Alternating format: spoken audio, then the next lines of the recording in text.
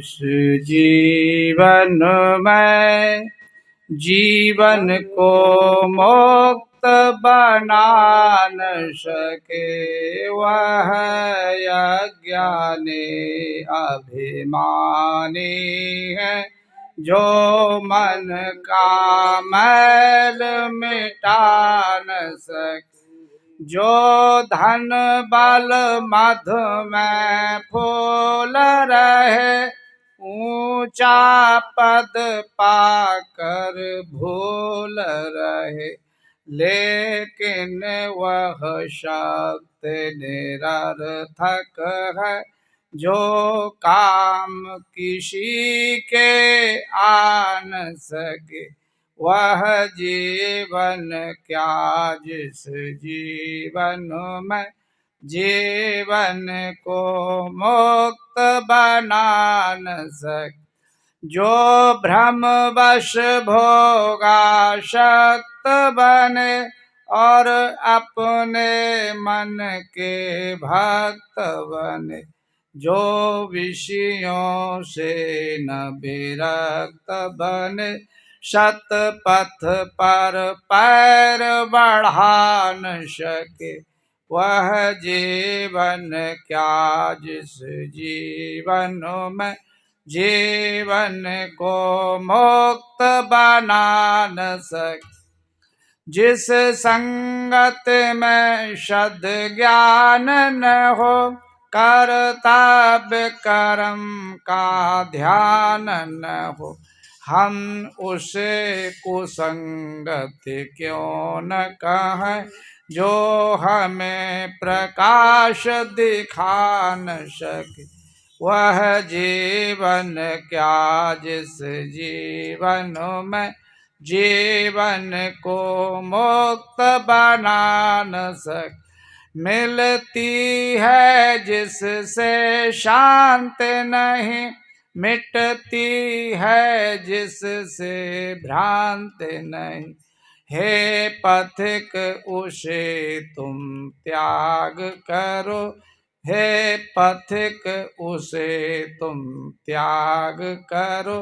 निज पद तक जो पहुँचा न सके, वह जीवन क्या जिस जीवन में जीवन को मुक्त बना न सके। वह अज्ञानी अभिमानी है जो मन का मैल मिटा न सके। बोली सद्गुरुदेव की। प्रिय सज्जनों एवं देवियों, सत्संग से दो विशेष उपलब्धियां होती हैं। पहली उपलब्धि है स्वदोष का दर्शन। हमारे जीवन में क्या क्या कमियां हैं वो हमें सत्संग से दिखाई देती हैं। यदि हमको हमारी गलतियों का दिग्दर्शन हो गया तो उनसे घृणा हो करके छूटने का रास्ता भी साफ हो जाता है। दूसरी बात करी निज आत्मा का बोध, अपने स्वरूप का यथार्थ बोध होता है सत्संग से। इसीलिए सत्संग करना चाहिए। सत्संग के अभाव में हम अपने से भिन्न कोई कर्ता धर्ता होगा, उसकी हम पूजा अर्चना करेंगे तो हमें दर्शन होंगे, हमारे पर उसकी कृपा होगी तो निर्वाण होगा, मोक्ष होगा। ऐसी लोगों की भावना है।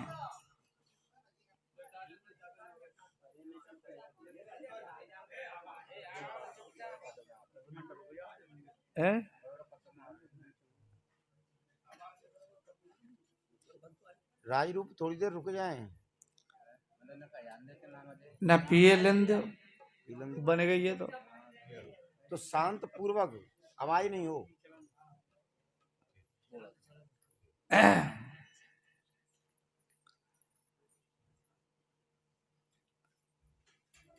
जीवन में बाधा क्या है फिर? कुलसित भावना, कुसंस्कार, कुसंगत, ये बाधक है। कहते हैं एक पंडित जी के मन में ईर्षा दोष था। ईर्षा, पड़ोसियों को देख करके जलते रहते थे।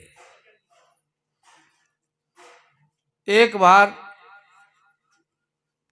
शिवालय में प्रार्थना करने के लिए बैठे, बड़ी निष्ठा के साथ अर्चना वंदना करते हैं तो आकाशवाणी हुई, भगत जी क्या दिक्कत है आपको? भगत जी कहते हैं देखो बड़े बड़े कोठी बंगले वाले आपकी दया से संपन्न है, मैं ही एकमात्र विपन्न हूँ, दुखी हूँ, आप कुछ मेहर करें, कृपा करें। आकाशवाणी हुई, है मंदिर में शंख रखा है, इसको उठा ले जाओ और तुम जो इससे मांगोगे वो मिल जाएगा, पर पड़ोसियों के दूना हो जाएगा। पड़ोसियों के दूने की बात सुनकर के पंडित जी के मन में खुशी तो हुई, तो दूना सुनने पर महादुख हो गया। पंडित जी सोचते हैं मुझे तो वैसे भी पड़ोसी खाते पीते अच्छे नहीं लगते, और मैं मांगूंगा उसका दूना हो जाएगा, तो ये कैसे सहन होगा। इधर आशीर्वाद मिल गया तो मिल गया। पंडित जी लेकर के घर आए,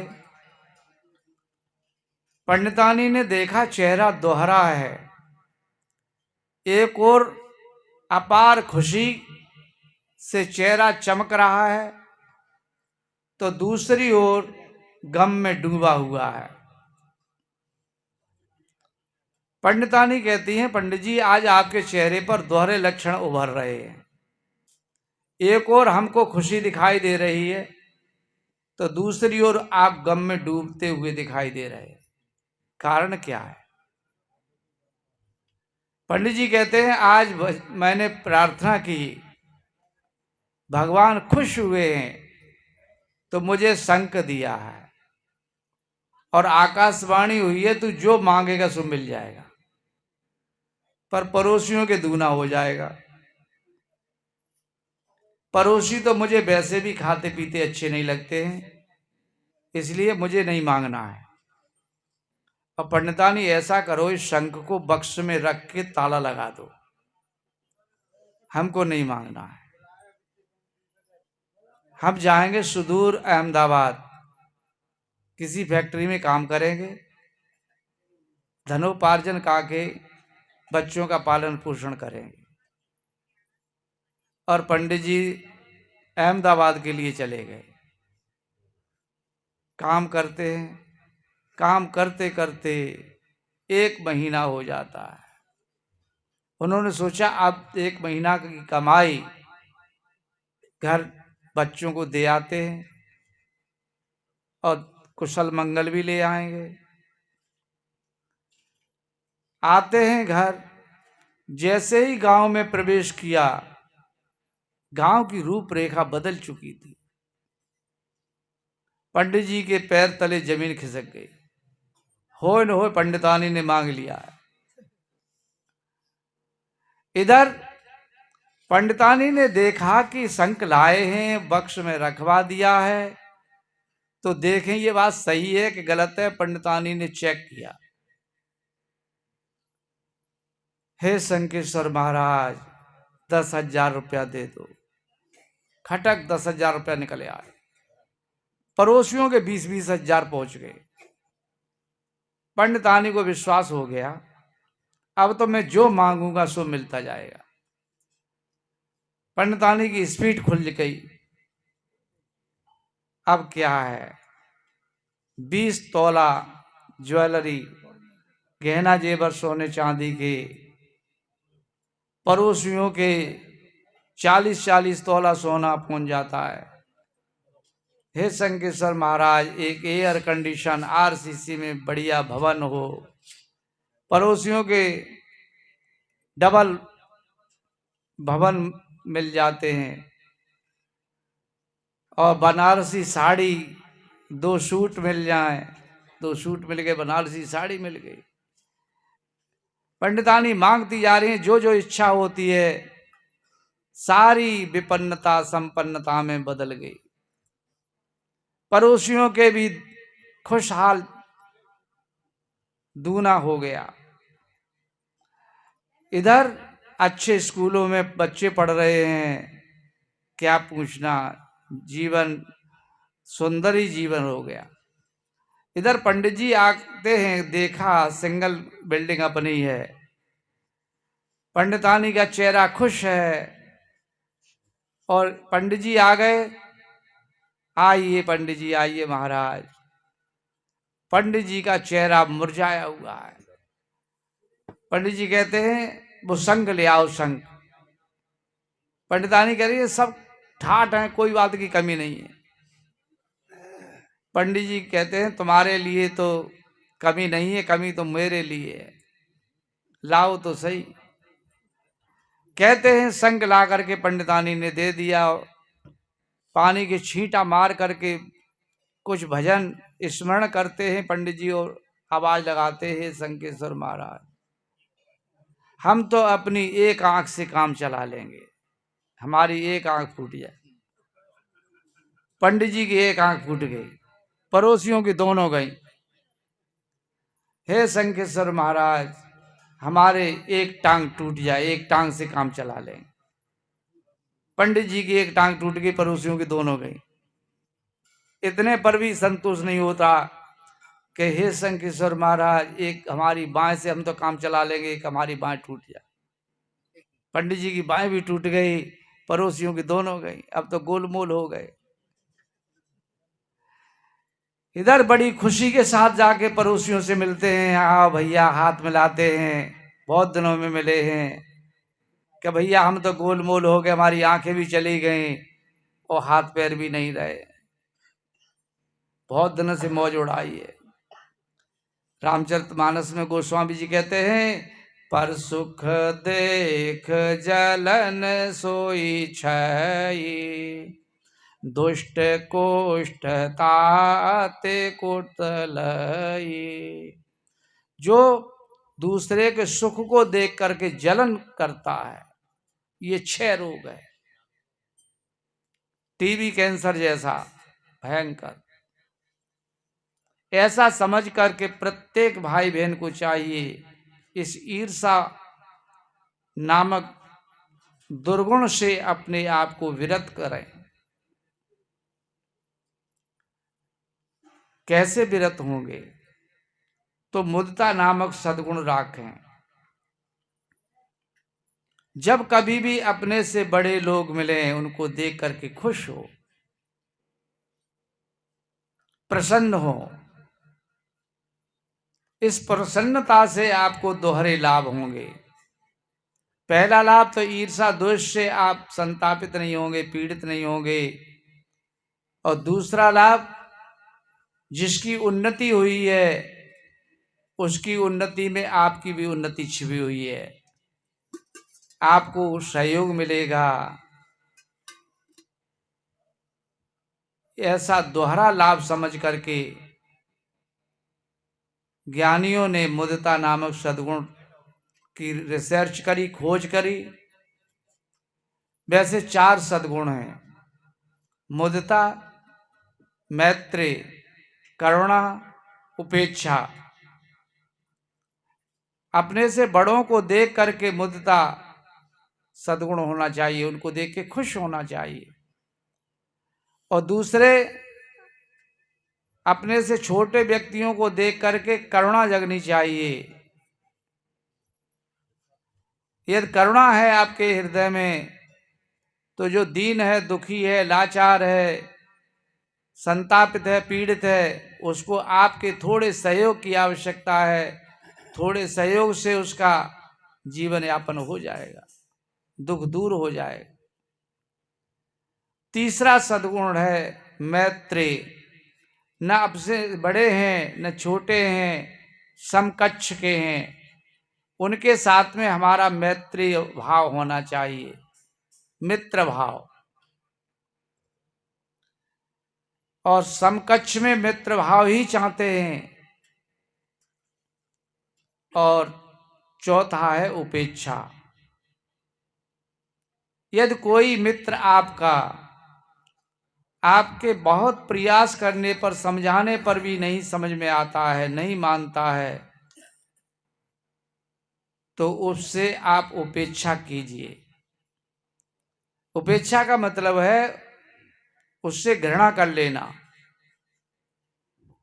न राग करना न द्वेष करना, अपने आप को अलग कर लेना।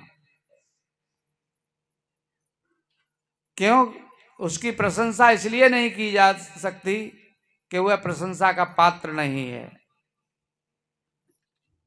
दोष दुर्गुणों में आबद्ध है, आकंठ डूबा हुआ है। और बुराई इसलिए नहीं करनी चाहिए कि उसको संताप होगा, पीड़ा होगी, कष्ट होगा कि देखो हमारे मित्र हमारी बुराई करते हैं। इसलिए दूसरे को कष्ट भी हमें नहीं देना है, हमारी तरफ से नहीं होगा। वह अपने ही दोष दुर्गुणों के कारण दुखी होगा। कहते हैं पापी को मारने के लिए अस्त्रहीन चाहिए, एक पाप काफी है पापी को रुलाने को। वह अपने पाप से ही वह रोता रहेगा, दुखी रहेगा। दूसरी बात, सभी भाई बहन अपने अपने प्रारब्ध कर्म लेकर के आए हैं, और प्रारब्ध पूरा होने पर शरीर छूटना पक्का है। ऐसा समझ करके हम क्यों आगामी कर्म संस्कार गंदे करें? ऐसा समझ करके समझदार लोग किसी को कष्ट नहीं देते। जहां तक है उनको कष्ट दिया जाता है, उस कष्ट को सहन कर लेते हैं, बदले में दूसरों को कष्ट नहीं देते। वो जानते हैं हमको कष्ट हमारे कर्मों के अनुसार मिला है, किसी ने नहीं दिया है। कोई न काऊ के सुख दुख कर दाता, निज कृत कर्म भोग सुन भ्राता। कोई किसी को सुख दुख देने वाला नहीं है, अपने कर्म संस्कार ही हमको मिलते हैं। ऐसा समझ करके अपने जीवन में सच्ची उपलब्धि प्राप्त करने के प्रयास होना चाहिए। और सच्ची उपलब्धि आपको सत्संग से मिलेगी, अच्छे संत गुरुजनों के सानिध्य में मिलेगी। इसलिए अपने मन में सेवा भाव रखो। संत पथिक जी ने लिखा है, उन्नत का साधन सेवा है, जैसे अंतः शुद्धि होती है, पर लोभी मोही अभिमानी, सेवक पद पाना क्या जाने। सेवक पद बड़ा उच्च पद है, इसमें अहम भाव गल जाता है। चाहे व्यवहार का हो चाहे परमार्थ का हो, दोनों क्षेत्रों में सेवा भाव बहुत जरूरी है। इसलिए प्रत्येक भाई बहन को सेवा भाव में निरालस और निर्विमान पूर्वक कटिबद्ध होना चाहिए। इसमें अपना ही परम हित है। वे अभागे हैं जो कामचोर हैं, सेवा से जी चुराते हैं। ऐसे लोग न तो व्यवहार में कभी सफल होंगे न परमार्थ में सफल होंगे। और ऐसे लोग मानव जीवन जन्म लिए तो क्या और जीवन जिए तो क्या। ऐसा समझ करके अपने जीवन को हमें सुंदर बनाना है। तभी हमारा जीवन सुखद होगा, सफल होगा। हमने थोड़ी बातें करी, आपने बड़े ध्यान से, प्रेम से शांति का परिचय देते हुए श्रवण किया। सदगुरु संत समाज की तरफ से बहुत बहुत धन्यवाद के साथ मंगल कामनाएं प्राप्त हों। बोलिए श्री सदगुरुदेव की जय।